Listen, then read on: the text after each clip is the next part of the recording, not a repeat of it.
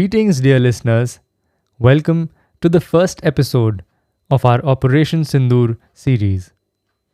Today, we are diving into one of the most significant shifts in India's national security strategy in recent memory. And it all began with a horrific act of terror in the Valley of Kashmir. In April 2025, Pakistan-based terrorists from the Resistance Front, or the TRF, a globally recognized terror outfit and an offshoot of Lashkar-e-Taiba, carried out a brutal attack in Pahalgam. 26 men were killed in broad daylight, 25 Hindu and 1 Christian, targeted on the basis of their religion. It was barbaric, it was deliberate, and it changed everything. Before we get into Operation Sindoor and what it means for India's defense doctrine, let me give you some context.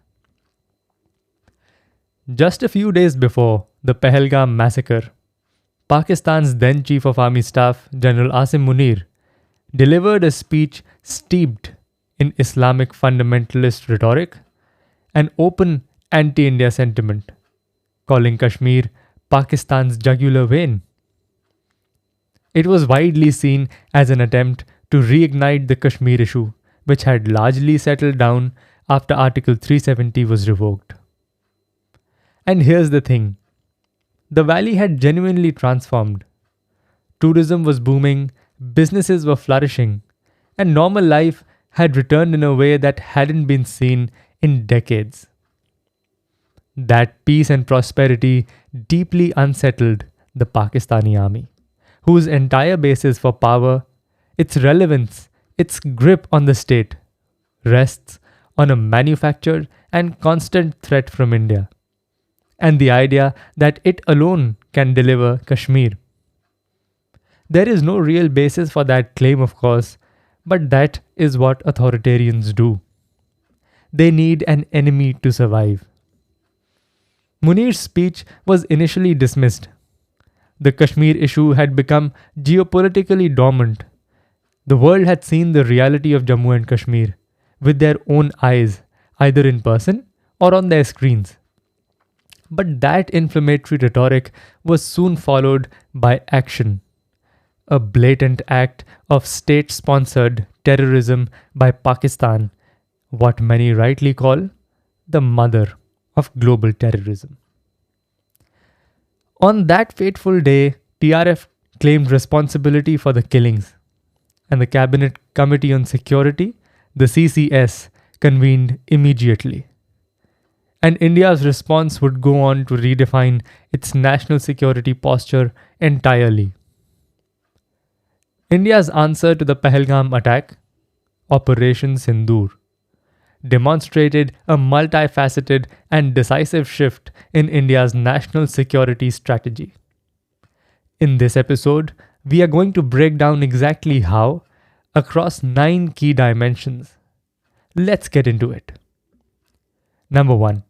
Strategic leverage through the abeyance of the Indus Waters Treaty. One of the first moves India made was putting the Indus Waters Treaty in abeyance.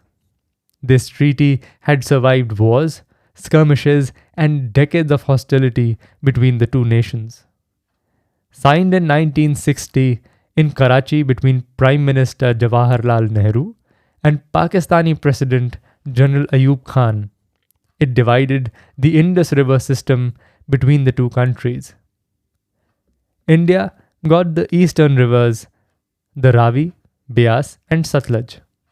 Pakistan got control of the western rivers, the Indus, Chenab, and Jhelum, with India only retaining what are called non-consumptive rights, meaning India could use those rivers for hydroelectric power, but not for irrigation or storage. Now, the treaty may have made sense in 1960, but decades passed. India's population grew, water needs increased, and every time India tried to update or amend the treaty to cater to its people's needs, Pakistan refused. India's infrastructure development in Jammu and Kashmir was effectively stunted by a 60-year-old agreement. Putting it in abeyance changed all of that. For Pakistan, the consequences are severe. The country depends on the Indus River system for nearly 80% of its agricultural land and 93% of its total water use. This system sustains about 237 million people and contributes roughly one-fourth of Pakistan's GDP through crops like wheat, rice, and cotton. The Mangala and Tarbela dams, which are Pakistan's primary storage infrastructure, have only about 10% live storage capacity. Any sustained disruption to water flow could trigger catastrophic agricultural losses, food shortages, water rationing in major cities, rolling blackouts, and a paralysis of key industries like textiles and fertilizers. For an economy already on the edge, this is an existential vulnerability.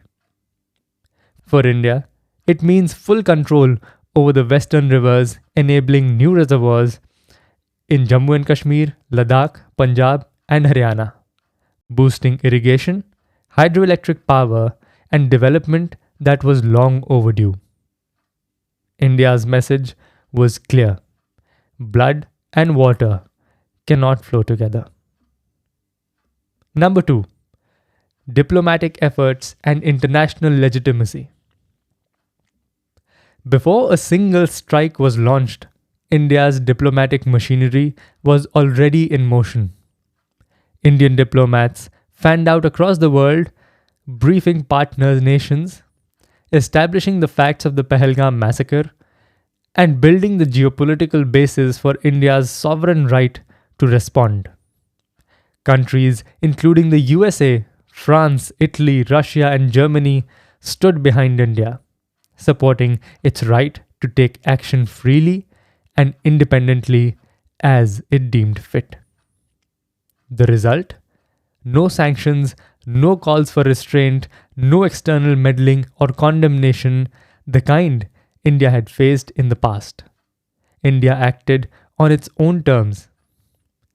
Simultaneously, India took swift punitive steps on the ground. Visas of all Pakistani nationals residing in India were revoked and they were deported immediately. Bilateral trade with Pakistan ceased. The integrated checkpost at Attari was shut with immediate effect. Key commodities like onions, textiles, and cement were stopped from flowing into Pakistan, causing significant economic disruption in an already struggling state. India also declared the defense advisors at Pakistan's High Commission in New Delhi as persona non grata, effectively stripping them of diplomatic immunity. The cumulative effect of all these actions was clear. India isolated Pakistan diplomatically, economically, and strategically before the first missile was even fired. Number 3. Establishing parity between terrorists and their masters. This is a doctrinal shift that doesn't get enough attention, but is arguably one of the most consequential ones. India made it unambiguously clear that it would not differentiate between terrorists and those who finance, train, arm, and enable them. The handlers and sponsors of terror are one and the same as the terrorists themselves. And if Pakistan's state machinery, its military and government, is enabling terror, then they are a legitimate target of India's response. India established a new strategic red line. If terror is state policy, it will be met with a visible, targeted, and forceful response. This ended the long-standing pretense that Pakistan's government and army are somehow separate from the terrorist outfits operating out of their territory. The impunity that Pakistan-based terror masterminds had enjoyed for decades, that shield is gone. Number 4. Escalation control and precision strikes. India's military response was both decisive and calibrated, and that combination is important. 9 major launch pads of terror belonging to Lashkar-e-Taiba, Hizbul Mujahideen, and Jaish-e-Mohammed in locations like Muzaffarabad, Kotli, Bahawalpur, and Muridke spread across Pakistan-occupied Kashmir and the mainland Pakistan were targeted and destroyed. Over 100 terrorists were killed. These were the same outfits linked to the 26/11 Mumbai attacks and the 2019 Pulwama bombing that killed 40 CRPF Jawans, and among those eliminated were Yusuf Azhar, Abdul Malik Rauf, and Mudassir Ahmad, men who plotted the IC-814 hijacking and the Pulwama attack. Crucially, India targeted only verified terrorist infrastructure, and it brought back proof of the damage. India gave Pakistan's establishment a clear off-ramp, an option not to escalate.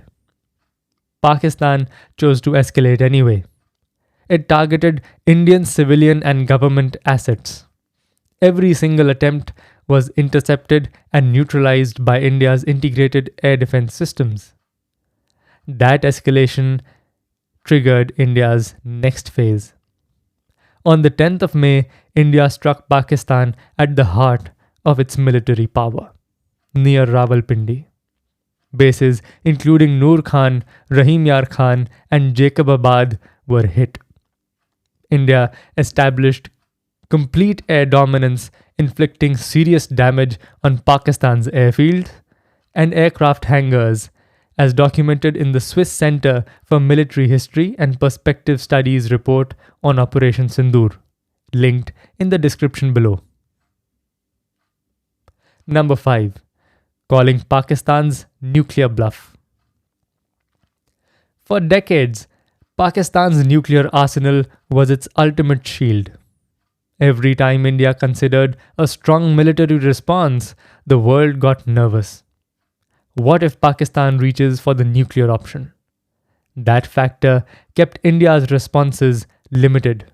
It kept the international community jittery, and it gave Pakistan a free pass to sponsor terror with relative impunity. Operation Sindoor dismantled that calculus permanently. After Pakistan's failed strikes on Indian territory, India's counteroffensive on the 10th of May struck deep.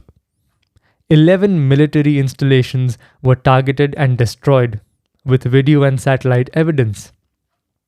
Bases that were hit include Noor Khan, Rafiqi, Murid, Sukur, Sialkot, Pasrur, Chunian, Sargodha, Skardu, Bholari, and Jacobabad. Coordinated strikes that were executed primarily by the Indian Air Force. India became arguably the first country to successfully strike a nuclear-armed nation's air bases in the modern era. These strikes wiped out nearly 20% of Pakistan's Air Force infrastructure, including F-16 and JF-17 fighter jets stationed at Sargodha and Bholari. The scale of destruction left Pakistan's establishment with no room for nuclear posturing. It was these strikes that forced Pakistan's Director General of Military Operations, the DGMO, to call his Indian counterpart and request a ceasefire. The message to the world is unambiguous. India will not be held hostage by nuclear blackmail, and that option is now off the table. Number 6. Synergy, integration, and joint military operations. Operation Sindoor marked something historically significant. India's first truly coordinated joint military campaign with all three armed forces operating in tandem across every dimension of warfare. The Indian Air Force delivered high impact precision strikes on critical enemy targets, bringing back visual evidence that was shared directly in the press briefings. The IAF's air defense infrastructure, including the Akash surface to air missile system, and legacy platforms like the Pachora and OSA AK, played a pivotal role in protecting Indian airspace. Simultaneously, the Army's air defense units employed a wide array of systems, from shoulder-fired manpads or man-portable air defense systems and LLAD guns, which are low-level air defense, to long-range surface-to-air missiles or SAMs or SAMs, neutralizing waves of Pakistani drones and loitering munitions. The Navy operated as a composite networked force, deployed its Carrier Battle Group, the CBG, equipped with MiG-29K fighter jets and airborne early warning helicopters. It formed a complete naval blockade in the Arabian Sea. Not a single Pakistani naval vessel left harbour. The CBG maintained a powerful air defense shield that sealed off the Makran coast from hostile aerial incursions, establishing India's total naval dominance in the region.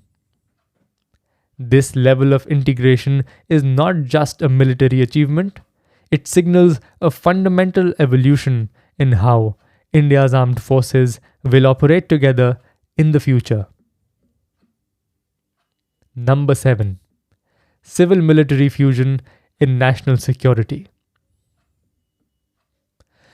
Modern warfare isn't just fought by soldiers, and Operation Sindoor demonstrated that India understands this. The NDRF, SDRF, paramilitary forces, and the broader civil administrative machinery worked in close coordination with the armed forces, managing civilian populations, maintaining public confidence, and responding to ground-level situations effectively.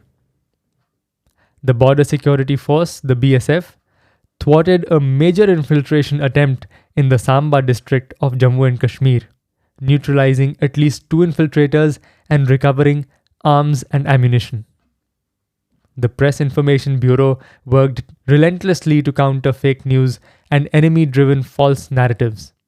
Symbolic of the civil-military coordination were the joint press briefings by the Foreign Secretary Shri Vikram Misri alongside Colonel Sophia Qureshi and Wing Commander Vyomika Singh in the initial stages, and later the DGMOs of all the three armed forces. Post-Operation Sindoor, Nagpur was established as a civil-military fusion node, and joint exercises like Sanja Shakti and Sanyukt Kavach were conducted to strengthen coordination between military, police, NDRF, and local administration, specifically for complex multi-threat scenarios. The infrastructure of CMF extends further: dual-use ports, military integrated logistics, missile launch capable railways, and a focus on AI, drone, and cyber development oriented towards national security. Innovation programs like IDEX, the Innovation for Defense Excellence Initiative, are fostering collaboration with academia. The government's drone hub strategy aims to make India a global drone hub by 2030 by leveraging private sector expertise. India is building a whole-of-nation approach to security, and Operation Sindoor was its first major test.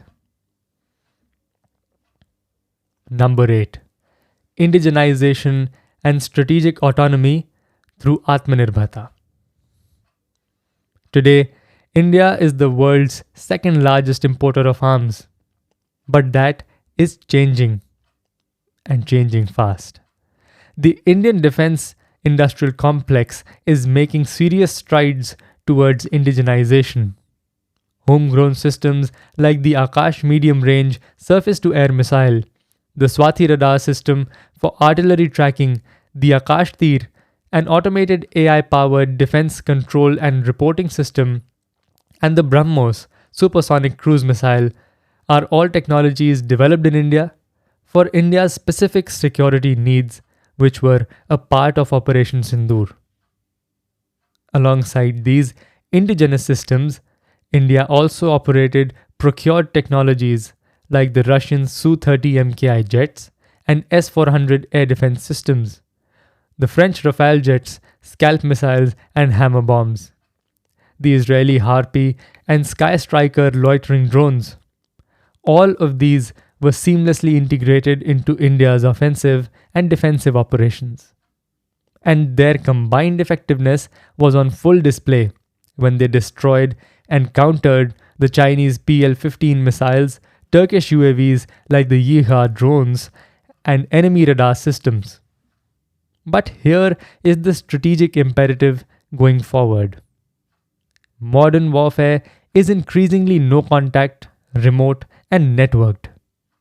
To win in that environment, all systems must function as one unified ecosystem, sharing real-time data, surveillance, and reconnaissance, enabling effective targeting across all vectors simultaneously. That level of integration is best achieved through a homegrown defense technology ecosystem. Atmanirbharta in defense is not just an aspiration, it is a strategic necessity. And beyond the battlefield, self-reliance secures India's supply chains. It means critical defense equipment remains available and maintainable regardless of global disruptions or the internal conflicts of partner nations. On the exports front, indigenization is also transforming India into a credible global arms supplier. Post-Operation Sindoor, the world watched Indian defense systems perform in live combat conditions. The response has been immediate. India has signed deals with Indonesia for BrahMos missiles. The Philippines has accelerated its own BrahMos procurement. And countries like the UAE, Brazil, and Vietnam have expressed serious interest. The numbers tell their own story. India's defense exports rose from just rupees 1500 crore in 2015-16 to over rupees 21,000 crore in 2023-24, with the USA, Armenia, and France as leading buyers. Post-Operation Sindoor, exports are projected to reach rupees 29,000 crores in financial year 2025-26. India is positioning itself as the defense partner of choice for the global south, competitive in price, proven in performance, and responsible in conduct. And that is a powerful combination in the global arms market. And number 9, cognitive domain, information warfare, and strategic communication. The ninth dimension of this conflict was fought not on the ground or in the air, but in the minds of people. And it may be the most complex battlefield of all. We live in an era where information travels faster than ever before. News hits social media hours before television channels can confirm, contextualize, and broadcast it. That speed is both a tool and a vulnerability. During Operation Sindoor, a coordinated network of Pakistan and China-backed actors flooded social and digital media with fabricated visuals. Indian jets allegedly shot down, Pakistani missiles supposedly striking deep inside Indian territory. The reality was the opposite. Not a single Pakistani missile or drone inflicted meaningful damage on Indian soil. Every projectile was intercepted and neutralized by India's air defense grid. The only damage on the Indian side came from the direct artillery shelling of civilian structures like schools and houses along the western border. India did take proactive steps, banning Pakistani social media accounts and restricting culturally influential content that could distort the domestic narrative. That was the right call. But there were critical failures too, and we need to be honest about them. Indian media outlets didn't just exaggerate, some fabricated events entirely. Different channels reported contradictory developments, creating the impression of confusion or lack of coherence between the Indian government and the media. Whether this was a deliberate strategy to mislead the enemy or simply a race for TRP is a question that deserves a clear answer. But what is certain is that it damaged India's credibility. And that loss of credibility quickly translated into a loss of control over the global narrative. Cross-party delegations and online awareness campaigns followed, but they looked like damage control rather than confident communication of the truth. The lesson here is fundamental. In the cognitive domain, coherence is power. The government and the media must maintain a unified, accurate narrative across all platforms. That is what builds domestic confidence and global legitimacy. It is also worth understanding the nature of social media platforms. They are not news outlets. They are information sharing platforms designed for short form content and open to the entire world without verification or regulatory compliance. That makes them inherently vulnerable to manipulation. The responsibility for credible information, therefore, falls squarely on conventional news media, which must remain a beacon of verified, accurate reporting even if it is slightly delayed. Speed without accuracy is not journalism, it is noise. Conventional media is an essential pillar of a nation's strategic communication or STRATCOM. It carries a responsibility to serve the national interest, not by becoming a mouthpiece, but by remaining credible. Because credibility is the foundation of STRATCOM. The press briefings conducted jointly by Foreign Secretary Vikram Misri and the armed forces during Operation Sindoor, sharing verified evidence and real-time developments, are the gold standard of what effective STRATCOMs looks like. So let's bring this all together. 9 key takeaways from India's renewed defense and national security doctrine. Number 1. India will take sovereign decisions in its territorial and public interest. If terrorism is state policy, it will be met with a befitting response. Number 2. Proactive, clear, and steadfast diplomacy that establishes India's position with partners and the global community before action is taken. Number 3. No distinction between terrorist infrastructure and its state sponsors. Pakistan's military and government are held accountable for the terror that they enable. Number 4. Superior capability, responsible planning, and calibrated kinetic action, ensuring escalation is controlled and de-escalation happens on India's terms. Number 5. Pakistan's nuclear bluff has been called and exposed. Using nuclear weapons threatens the very system that profits from Pakistan's military establishment.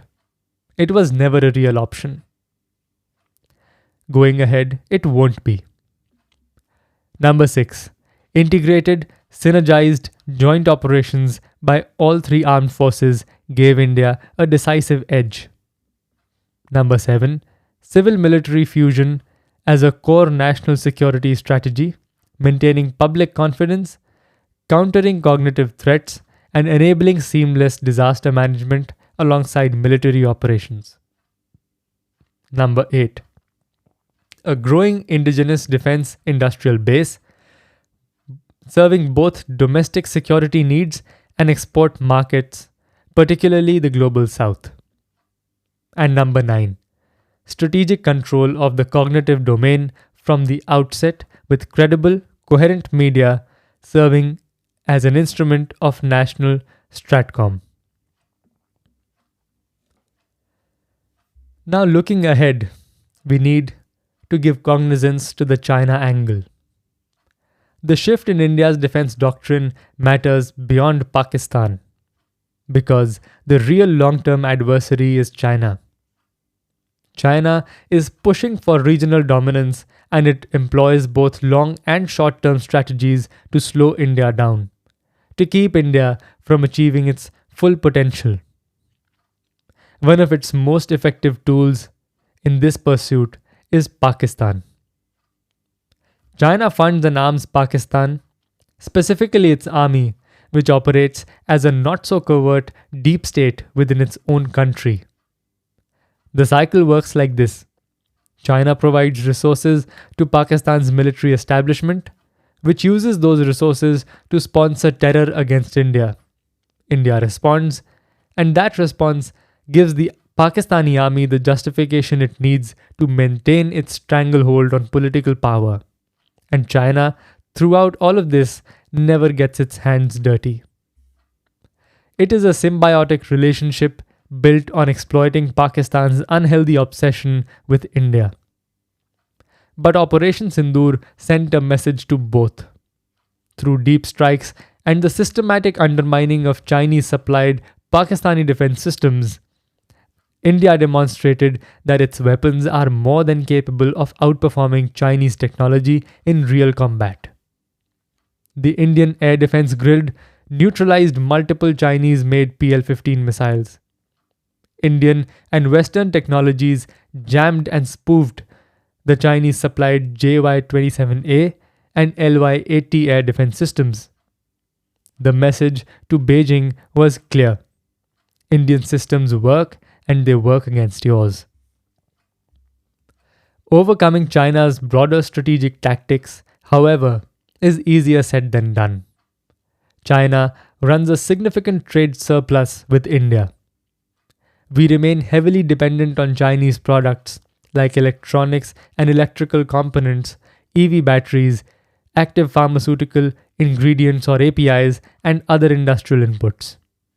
Reducing that dependence strategically, building our own industries and supply chains is as important as building our military capability. This is what Atmanirbharta means in its fullest sense, and it is the path to Viksit Bharat 2047. A strong defense doctrine and a strong economy reinforce each other. For an economy to flourish, it needs security. And for security to be credible, it needs economic depth. India is building both simultaneously. India's engagement with the world through bilateral partnerships and multilateral groupings like the UN, BRICS, Quad, SCO, and G20 must continue to champion the agenda of anti-terrorism and counter-terrorism. That is a long game, but it is one worth playing. The world today is witnessing active conflicts like the Russia-Ukraine, Israel-Gaza, the US-Israel confrontation with Iran and its allies, among others. And all of them serve as a stark reminder for the cost of unchecked aggression and the value of restrained, responsible military conduct. Through Operation Sindoor, India has demonstrated exactly that. Tactical efficiency, technological superiority, strategic clarity, calculated action with minimal collateral damage, no geographic spillover, and no prolonged conflict. Take action when necessary, deliver justice on your own terms, and know when to stop. That is how a responsible nation behaves. And India has shown the world how it is done. Thank you for tuning into this military and security episode of the No Man's Land podcast. You can find the episode script along with the source links for everything referenced in the Google Docs link below. I have mentioned a few important reads in the subject as well. I've also included purchase links for books on Operation Sindoor in the description. Buy them if the content interests you. It benefits both you and the channel. Connect with us on our WhatsApp community page and through Instagram DMs because your feedback and ideas genuinely help us improve. All our social media links are in the episode description. Thanks again. See you in the next one. Jai Hind.